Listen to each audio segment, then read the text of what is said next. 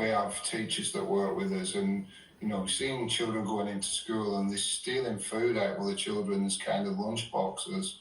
We've got children going into school, sticking paper towels in their shoes because they the feet are wet through.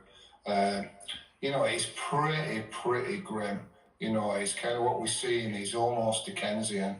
Mothers coming to us for Christmas presents and things like that, last minute. It's kind of, it is heartbreaking. It seems to, since the pandemic, over the last 3-4 years, it seems to have got worse.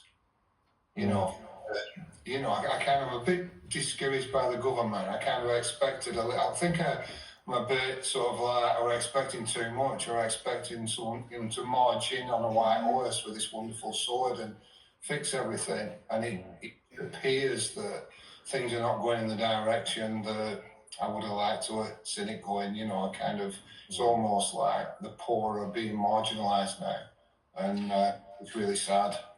I mean, the Labour government, of course, would say they are fighting to tackle that in some way, and it's going to take them a while, and the rest of it that you've probably heard already. What I am interested in hearing about, Mick, is how others like yourself are stepping up to help. Are you seeing more of that in response? Yeah, we are. So we're seeing people kind of donating to the cause. I think people don't see the extent, they hear about it, and they kind of think that it's kind of, they don't see the full picture of it. If you've never seen a hungry child, a child that hasn't eaten for 2 or 3 days, then you're not experiencing poverty and understanding it. But what we're seeing is people stepping up in the giving, and also people, within our charity, kind of not just stepping up, but stepping out. And me coming on here is just, the idea is I can highlight child poverty. It's very true, it's very real, and it's a growing epidemic. But yeah, we are seeing people step up. People want to help. People want to get involved, and that's a good thing. That's an amazing thing, yeah. I know you give out free hot meals after services on a Sunday, and you're seeing more people turn up for those.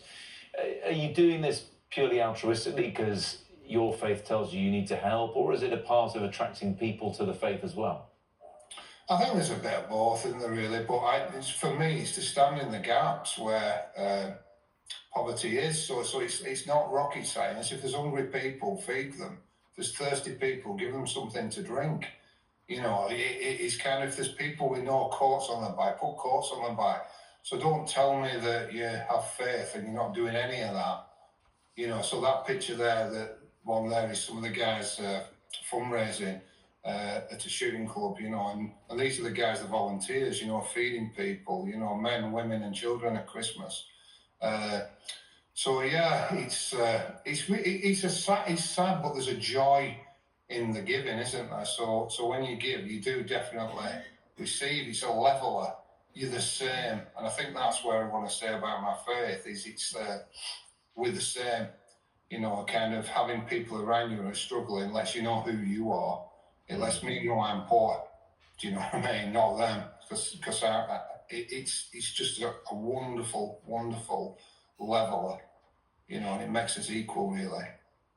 Mick, just to finish off, I mean, the weather up to this point has been relatively mild, and a lot of people thinking about keeping themselves warm as the inevitable cold snap kicks in, possibly as we get closer to the new year, whether they're pensioners who are now worried about not having the winter fuel allowance, or indeed children whose houses or homes are not heated. Does that make it more important to get these coats and shoes that you are often appealing for? Yeah, especially so. Even if if you're driving to work and then you turn around and you look at children, you'll see the ones that don't have the appropriate clothing on, and they'll be freezing, and they're the ones that we're targeting. They're the ones that need the help, and it is important work. It's hard to tell, to be fair, because some kids will not wear a coat even if they have got one. Plenty of parents will know that's the case, but even so, the ones in trouble, the ones struggling, they do tend to stand out for you, do they? Well, they do, yeah, they do. Yeah, they pretend they're all right when they're not. When they've got to walk 2 miles to school, in the rain with no coat on, I don't think they're pretending to wear a coat or not. So I would disagree with you a little bit there, but from my own experience. But you know, because it's not about like a fashion show for some children. No. You know, for some children, it's a necessity. It's a good point to finish on, Pastor Mick Fleming. Appreciate your time. Thank you. Thank you.